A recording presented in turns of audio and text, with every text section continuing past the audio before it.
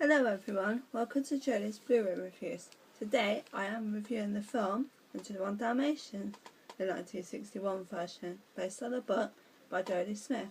Now this version was directed by 3 directors, and I'm so sorry if I get the names wrong.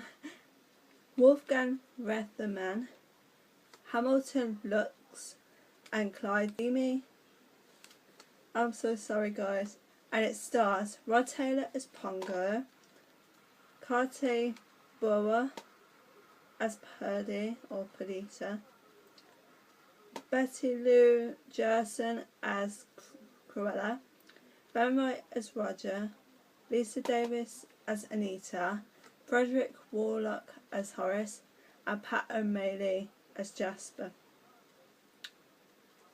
Okay, so since this film doesn't have any musical numbers in it apart from Cruella de Vil, that Roger plays, I won't be reviewing each song like I did in High School Musical 2. So the film starts and we have a really long title screen, and of course it's relevant to the film because it has spots on it, it has dogs on it, and I think it has barking in it as well. And we start off narration, which I usually hate. If you watch any of my videos, I always say that I hate narration. But this narration is done by Pongo, so the film tricks us into thinking it's Roger, when it's Pongo, the dog of Roger. So Pongo tells us about living with his pet, as he calls humans, Roger, and that Roger, who is working at his piano, does the same thing all the time, but he's obviously missing a mate. So Pongo looks out the window, and it's really funny because the people, when he's looking for a mate for Roger, the people look like they're dogs. And I just find that really clever. I really like that. So we have a poodle with the owner, and the owner wears the same colour coat as the poodle. And then we have like a snobby dog with a snobby owner. And then Pongo sees Purdy and Anita heading for the park. Pongo knows Roger won't finish work for a while, so he moves the clock and Roger takes him out. So now Pongo is trying to get Roger and Anita to meet. So he's trying to find them in the park. He finds them. Pongo steals Roger's hat and puts it near Anita, who tries to leave, but then Pongo wraps them both up in leads and they fall in water. And Anita doesn't look impressed with this at first, but then she starts laughing. And then in the next scene, they're getting married. Okay. So to us watching it, it feels like that's either the next day or, I don't know, as soon as they get out the park, because no time's explained. We're not told how long this has been. There's no transition between times at all, and that's quite a recurring theme in this film. So, oh, and one other thing, we aren't given any character introduction to Anita really, what type of person she is, or the nanny when the nanny comes. I mean, the nanny is there in the next scene after they get married. I mean, is she Anita's nanny or did they hire her? And I'm confused because Cruella, a little bit later on, says that they don't have enough money to get by, so how can they afford a nanny? So next we are told that Pongo and Purdy are expected puppies, and again no time is mentioned, so we don't know how long this has been, how much time has passed. So Cruella arrives at the door with Roger mocking her with his new song, Cruella de Vil, obviously. And Pongo is grinning goofily and dancing with Roger while Cruella comes in and he disappears to his room. Okay guys, I really like Cruella. The way they animate her, the way she has like yellow smoke from what she's smoking, it's just funny. And you can tell she's a villain. I mean, she's a very well made villain. So Cruella asks for the puppies, which Anita tells her they aren't born yet. So Cruella leaves, asking Anita to tell them when they are coming.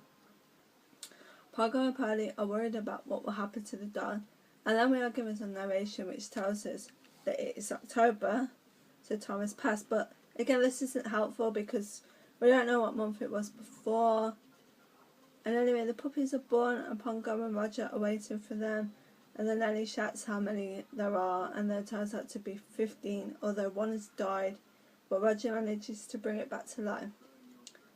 So Cruella then comes in asking for the puppies, I mean, how did she get in the house? Before she knocked to get in the house, so how did she know exactly what room they'd be in, and how did she get in the first place?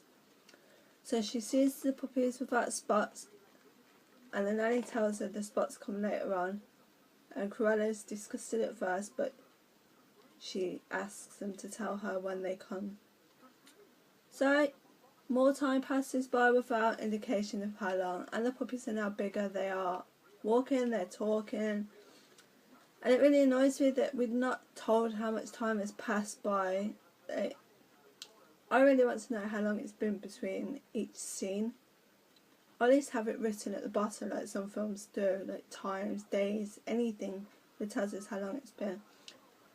Okay, and I like the recurring gang of the fat puppy that is always hungry. As we see this quite a lot, it happens about 3 times. The puppy does something and says, "I'm hungry." So Pearlie eventually takes all the puppies to bed before Roger and Anita take Pongo and Pearlie for a walk. So now we get 2 other villains. No character introduction, nothing. Horace and Jasper, who are the new villains, are spying on Anita and Roger. When Anita and Roger are not in sight, they break into the house, locking the nanny in the attic. Horace and Jasper take the puppies to Cruella, and now Cruella is laughing at the paper the next day. I assume it's the next day. We're not told how many days has passed, but I assume it'd been the next day. So she's laughing over the news. Roger thinks it was Cruella, but Anita doesn't. I mean, Cruella's been all over the puppies. No one else has come to see them. Who else would they suspect? I mean, it's obvious who it is, right? So Pongo and Pearlie bark to tell other dogs the puppies are missing, and this scene goes on forever and ever, with lots of different dogs barking. We're not told what they're saying, which is slightly annoying. I mean, all of the dogs can speak English. They've all shown that they can speak English. So why are they not just speaking English? Is this like a Family Guy thing with Stewie not being able to talk in front of like Lois, but only Brian? It's confusing, and the scene goes on far too long. So each dog is barking, and one dog tells a goose what is going on, and they send the message to the horse, who seems to understand the dog, so that all animals speak the same in this. We're not told anything. And the cat hears it. The cat is near the horse. I don't know, guys. And the cat tells the Colonel, who takes forever to hear the message again. This scene also goes on far too long, like the Colonel asking to be repeated, and nobody cares about this. We don't have time for this. We just want to see the film progress. So the cat then finds all 99 puppies, and Horace and Jasper are playing darts. The cat gets caught by Horace and Jasper, and they want to kill him. Pongo and Pearlie find out where the puppies are and want to go rescue them, so the other dogs help, but they take ages to get there. We're not told where the puppies are. We're not told how far away it is. I mean, we just see one dog barking to another dog, barking to another dog, and we assume it's far away because it looks like it's far away, but we don't actually know. Yeah, and even though it seems far away, Horace and Jasper and even Cruella seem to get in their car and drive there, and it doesn't seem that far away. I mean, Cruella takes like 3 trips to there, so it can't be that far away. So now, Cruella threatens Horace and Jasper with the police if they don't kill the dogs right now. And to buy the cat time to rescue the puppies, Horace and Jasper are watching TV and they are distracted. So the cat almost gets the puppies out, except for one, of course, because, you know, cliche and stuff. They catch the last one, they try to catch it, but it gets through the wall. So they do like a chase thing where they chase them up the stairs, and the puppies are hiding under the stairs, and one rolls out. So Horace and Jasper know where they are, and this is predictable, and this repeats at least twice. Puppies are hiding, and I think Rolly, the fat one, gives them away. So Horace and Jasper find them a few times and blah blah blah, repeat this. It's predictable. And Horace and Jasper always need to give the cat enough time to get the puppies out, even though there's so many of them. So eventually Pongo and Purdy find the puppies and Horace and Jasper try to attack them, but Pongo and Purdy bite them. And the puppies are now walking in the snow, and the snow looks so nice. So as I said before, the snow looks really nice, and we see the puppies are cold, and luckily another dog helps them into the barn, and 3 cows are there and they give them milk.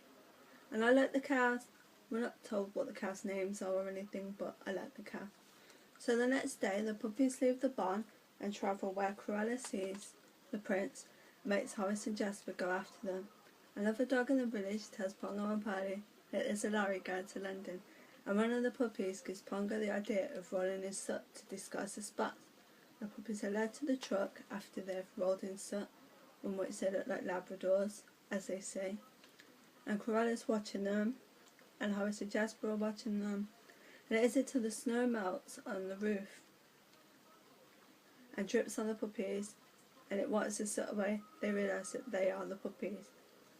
So Horace and Jasper chase the lorry around the cliff, trying to push it up, but Cruella lands in a ditch, and then eventually Horace's car crashes with Cruella, and they are stuck. So then we cut back to home with Anita, the nanny, and Roger. And everyone at home is sad the dogs are gone, but then they bark at the door, and they all come in, and the film ends with Anita declaring they will keep them all, and Roger, Anita and the nanny are counting the puppies. I think this is a sweet film. It's kind of cosy, and if you watch it you'll understand what I mean by cosy. And although it only has 1 song on it, I think the characters definitely make up for it. I wish there's more character introduction. It'll tell us how long has passed, so we know how long it's been. I mean, in the scene with the wedding, it seemed like they just got from the park and they were getting married straight away. It's inconsistent, it doesn't tell us how long has passed, and this is annoying. But all the characters play their roles well. Roger and Anita are likeable. Cruella, Horace and Jasper play the villain really well. Okay, so I give this film a 3.5 out of 5. Quite funny and charming, and I would definitely watch it again. Okay guys, now it's your turn. Comment your opinions below. Did you love it? Did you hate it? And why? And don't forget to like and subscribe for more videos.